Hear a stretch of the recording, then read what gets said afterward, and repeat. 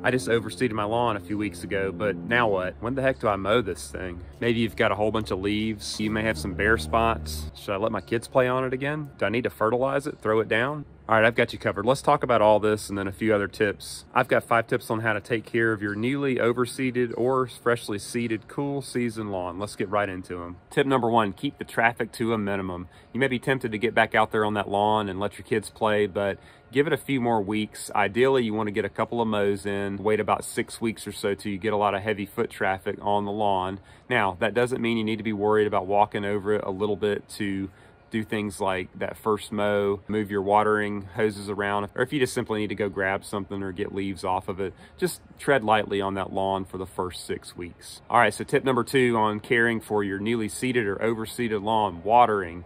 Yes, that's right. So once the seed is germinated and come up, you may be tempted to cut that watering off, but this is when it really needs it the most. So your success or failure really depends on watering properly. So you want to go frequent and very light. So I'm talking just misting that lawn. You want to keep that top little level of soil moist. You want to keep the seeds moist, and that's pretty much it.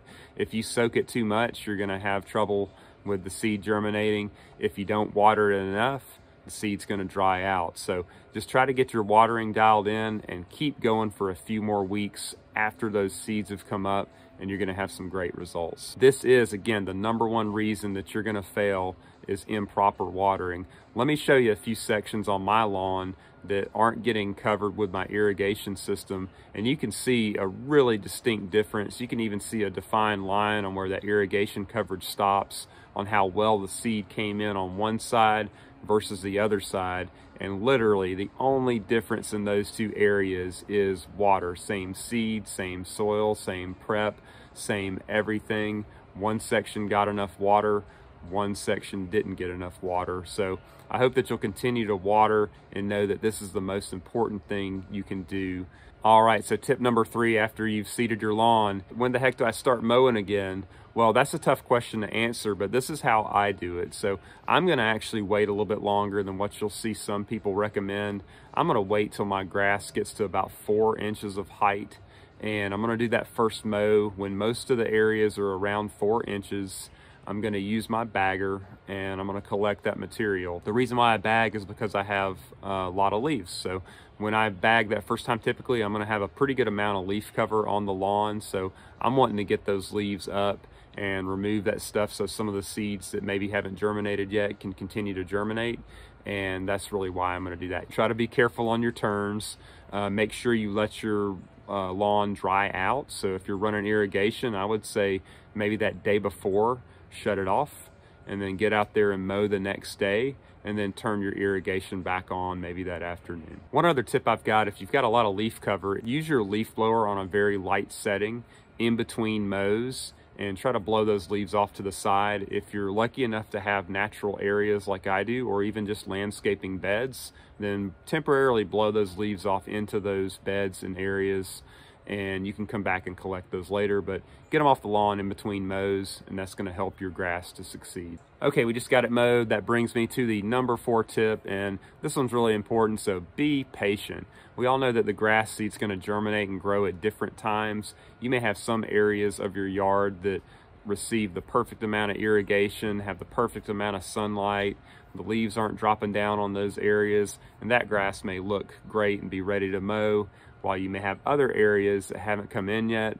Just be patient and do know that your grass seed's going to germinate at different times. Give it a month or so before you go out there and look for those bare areas. If you do see a few bare areas, I would say after your first mow, that's when you want to consider spot seeding. Use your weasel, maybe put a little topsoil in that area and work that in, and then spot seed those areas by hand and let those come up if you've got enough time. One other tip that I really want to stress is do not spray any post-emergent herbicides now on your lawn. If you're like me and did not use a tenacity product, you are going to see some weeds that you stirred up during your prep. I know you may be really tempted to spray those things out, but your baby grass seedlings are not going to withstand that herbicide. So wait till next season. Just embrace those weeds if they're there.